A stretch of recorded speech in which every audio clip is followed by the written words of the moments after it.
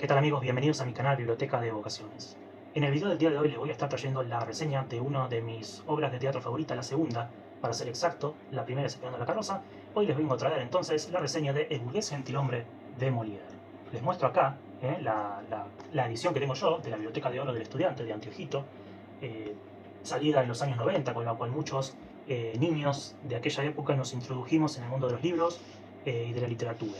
Es, por lo tanto, no solo una de las más grandes obras de teatro del mundo, sino que además una de mis favoritas, una de las primeras que leí y una de las cuales, a las cuales le tengo más cariño. El burgués gentilhombre fue estrenado en 1670 con el autor como protagonista, una práctica muy común en la época. Se trata de una comedia ballet, es decir, una obra que intercala números musicales entre los diferentes actos y escenas.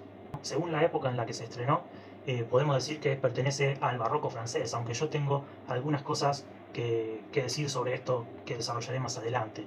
Pero sí, por el periodo está claramente insertado dentro del barroco y, bueno, desde el antiguo régimen, siglo XVII, consolidación del antiguo régimen en Francia, gobierna Luis XIV, una Francia muy joven, recordemos que es en el siglo XVI, en donde los nobles franceses y los burgueses vencen a los señores feudales y se crea el Estado moderno francés, algo parecido a lo que sucedió en España y en Inglaterra.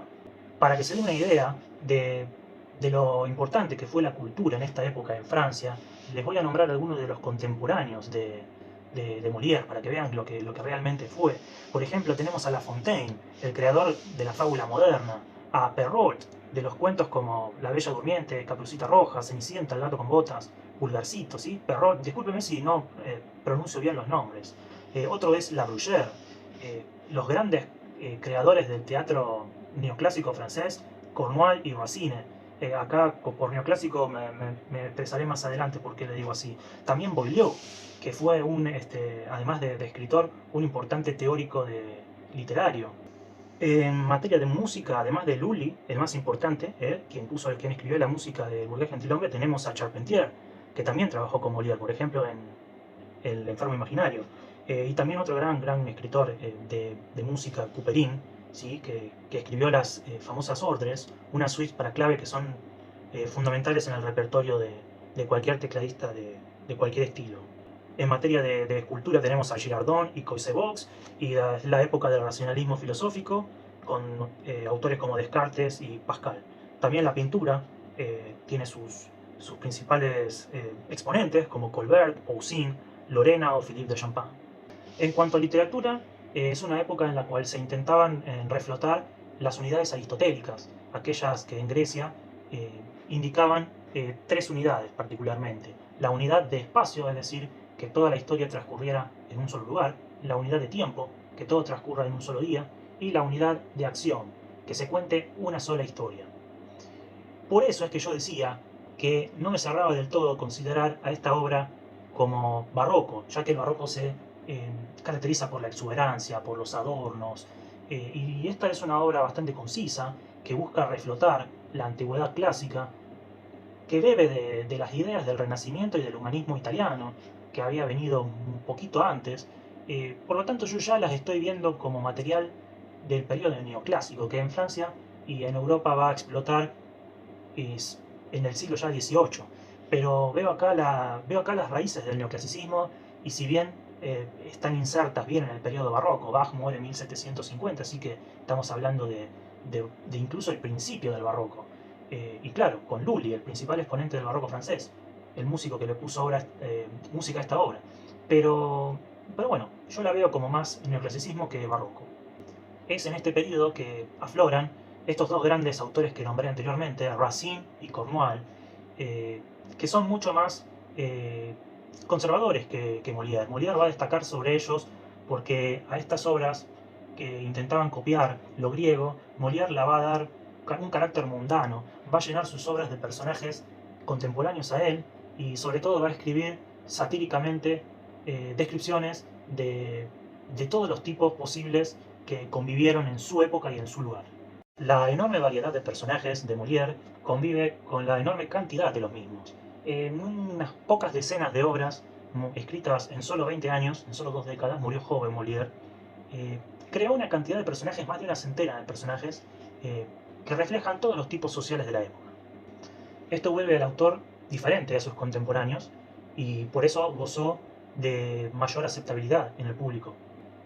Molière no siempre va a obedecer estas unidades aristotélicas. En el caso del burgués gentilhombre tenemos la unidad de espacio, todo sucede en la casa del señor Jourdain, el protagonista, y tenemos también la unidad de tiempo, todo parece transcurrir en un día, aunque no se cita el tiempo en general, pero todo parece transcurrir en un día.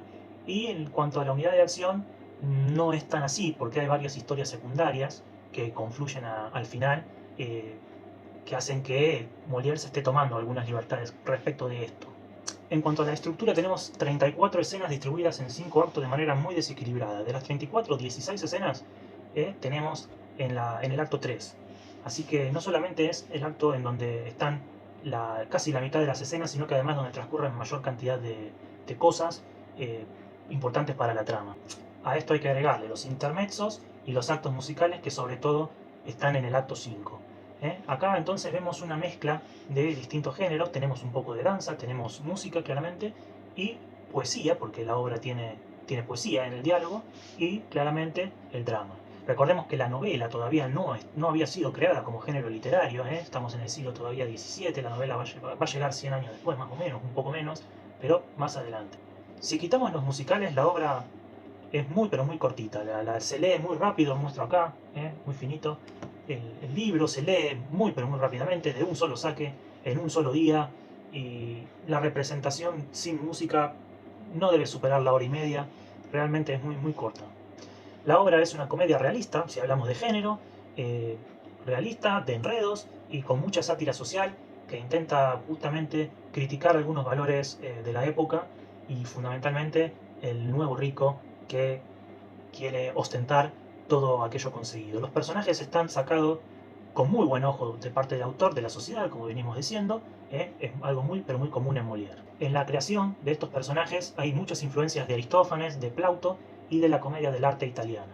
Los primeros personajes que se nos muestran en la primera escena son los profesores de música y danza, porque la obra se trata de un señor burgués que para llegar a la nobleza, en su aspiración de la nobleza, empieza a tomar clases de baile, de danza, de filosofía y de esgrima. Entonces empieza el profesor de danza y el profesor de música charlando, criticando un poco al señor Jourdain, protagonista, y luego va a entrar en escena el señor Jourdain a confirmar un poco que aquello que se decía de él era verdad. Fíjense qué interesante, ¿no? La inclusión de profesores de baile y de danza le dan a los creadores la excusa para meter justamente números musicales en la obra. A los franceses les gustaba mucho la pompa y les gustaba mucho eh, que la obra de teatro incluyera divertimentos, pequeños intermedios musicales o bailes. También, si estudian la ópera francesa, también tenía muchos elementos de esto, ¿no? Entonces, en los dos primeros actos se nos presentan los motivos de la historia y al personaje principal, este señor Jourdain, que quiere escalar socialmente, un burgués y que quiere convertirse en un señor, en un noble. Para estas cosas va a abonar dinero a cambio de educarse, a cambio de cultura. Le va a pagar a los diferentes profesores para que les enseñen aquellas artes que él considera que tiene que aprender para desenvolverse socialmente como un noble. También va a comprar vestidos y todo ese tipo de cosas que va a lucir de manera muy ridícula, pero nadie le va a decir nada porque justamente está rodeado de personas que se aprovechan de él y que vamos a ir viendo de a poco. En el acto 3 ya aparece una de estas personas y el principal antagonista de la historia, el señor Dorati, que es un noble que se aprovecha de su amistad para pedirle dinero que nunca le devuelve.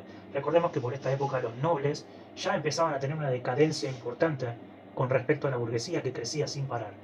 Entonces, en esta obra, Molière ve esas cosas y bueno, tenemos a este antagonista que se hace el amigo del señor Jourdain, que está orgulloso de tener un noble como amigo y este no hace otra cosa que sacarle dinero. Otro personaje importante que aparece en el acto 3, el más extenso, como dijimos, de la obra, es la señora Jourdain, la esposa del protagonista y la única persona que intenta poner un poco de sentido común en esta sátira, en esta historia loca, ¿no?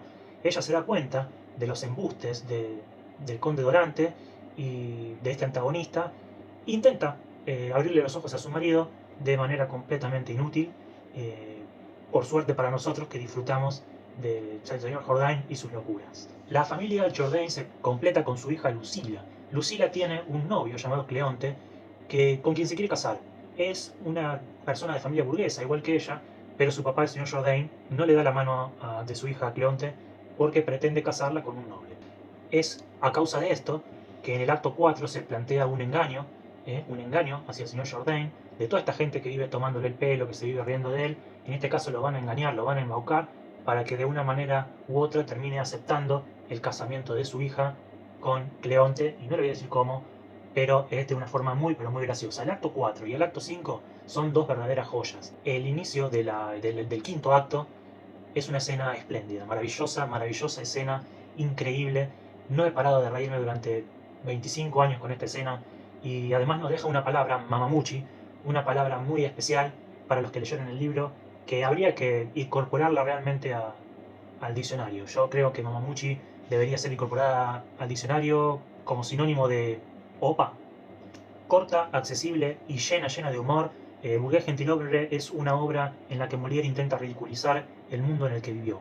Pre-revolución francesa y con nobles poderosos pero pobres, o no pobres, pero en decadencia, y burgueses muy ricos pero sin poder. La obra puede transponerse al presente, nuevos ricos siempre ha habido y siempre habrá, y bueno, por eso, entre otras cosas, es un clásico. No dejen de leer las otras novelas de Molière: Tartufo, El avaro, El misántropo, Don Juan, Las preciosas ridículas, El enfermo imaginario, El médico a palos, ¿sí? No dejen de leerlas porque son todas fantásticas, son todas comedias. Él escribió una sola obra que no es comedia, que es un drama, y es El príncipe celoso, y no fue un éxito, así que se dedicó a la comedia. En fin, les doy las gracias si han llegado hasta acá. Espero que nos sigan acompañando en el canal, y hasta el próximo video.